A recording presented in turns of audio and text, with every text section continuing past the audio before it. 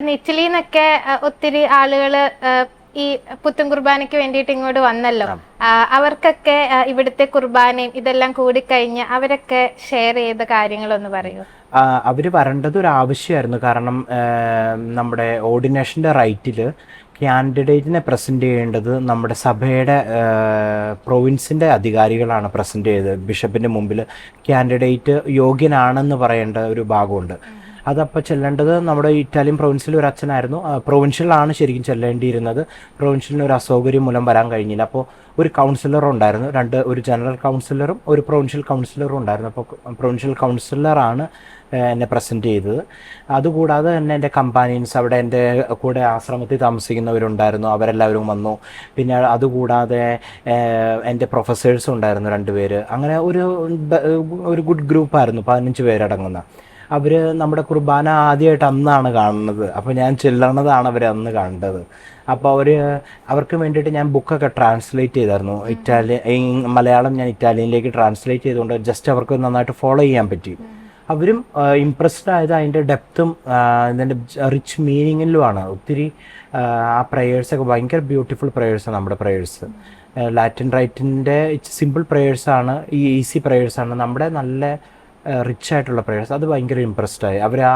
ഞാൻ ട്രാൻസ്ലേറ്റ് ചെയ്ത പുസ്തകമൊക്കെ അങ്ങോട്ടേക്ക് തിരിച്ചു കൊണ്ടുപോയി. അപ്പൊ ഇനി അവിടെ ചെന്ന് ഇത് കണ്ടിന്യൂ ചെയ്യാൻ അവരോട് പറഞ്ഞു, അവിടെ ചെന്ന് കഴിയുമ്പോൾ നീ ഒന്നുകൂടെ പാടണം, അച്ഛൻ ഒന്നുകൂടെ പാട്ടി ഒരു നല്ലൊരു പാട്ട് കുർബാന നമുക്ക് ചൊല്ലണമെന്നൊക്കെ പറഞ്ഞുകൊണ്ട് അവർ പോയത്.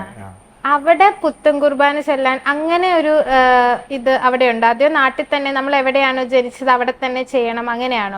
അല്ല, ശരിക്കും ആ പ്രൊവിൻസിന്റെ ആയതുകൊണ്ട് അവിടെയാണ് ശരിക്കും ഞാൻ ചൊല്ലേണ്ടിയിരുന്നത്. എനിക്കൊരു സ്പെഷ്യൽ കൺസെൻറ്റ് കിട്ടുമായിരുന്നു പ്രൊവിൻഷ്യൻ്റെ അടുത്ത്. ഞാൻ പ്രൊവിൻഷ്യലിനോട് പറഞ്ഞു, എനിക്ക് നാട്ടിൽ എൻ്റെ ഓർഡിനേഷൻ നടത്തിയ കൊള്ളാമെന്നുണ്ട്. അപ്പോൾ നിങ്ങൾക്കും അത് വരാനൊരു ഒക്കേഷനാവും, ഇന്ത്യയൊക്കെ കാണാനൊരു ഒക്കേഷനാവും. അപ്പോൾ പ്രൊവിൻഷ്യലിന് അതൊരു ഗുഡ് ഐഡിയ ആയിട്ട് തോന്നി.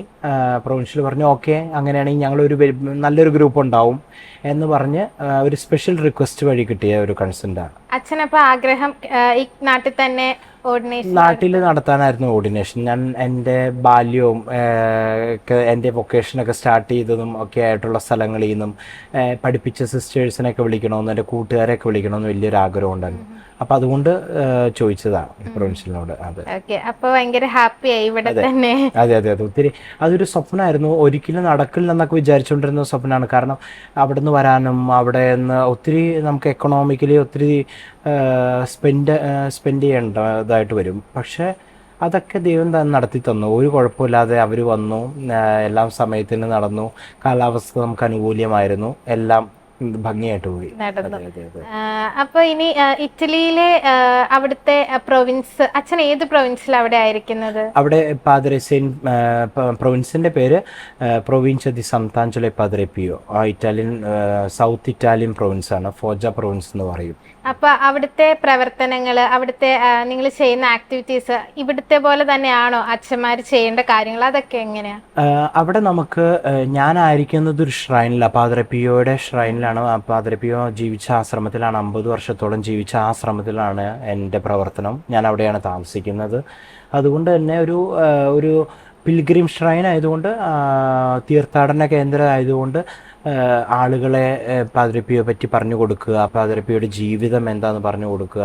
പാദ്രെ പിയോയുടെ വേണ്ടിയിട്ട് ഒത്തിരി ആൾക്കാർ വരുന്നുണ്ട്, ലോകത്തിൻ്റെ പല ഭാഗങ്ങളിൽ നിന്ന് ഒത്തിരി പേര് വരുന്നുണ്ട്. അപ്പോൾ പാദ്രെ പിയോയുടെ ബ്ലെസ്സിങ് കൊടുക്കുക, ആ പാദ്രെ പിയോ താമസിച്ചിരുന്ന ആശ്രമങ്ങളൊക്കെ കൊണ്ടുപോയി കാണിക്കുക. അതെല്ലാം ഇംഗ്ലീഷ് ഗ്രൂപ്പുകളുണ്ട്, അപ്പോൾ അവരെയും സഹായിക്കുക.